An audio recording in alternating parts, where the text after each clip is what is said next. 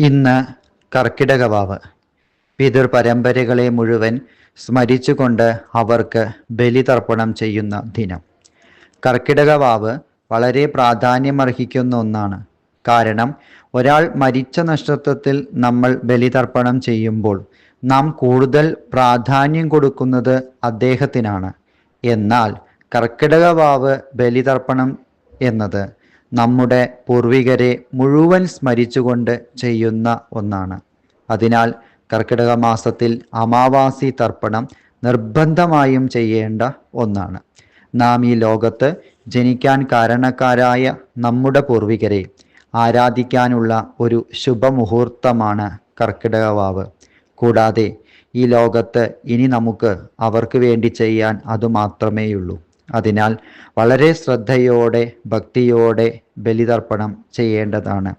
ഇതിലൂടെ നമുക്ക് പിതൃലോകത്തുള്ളവരുടെ എല്ലാ അനുഗ്രഹങ്ങളും വന്നു ചേരുന്നതാണ്.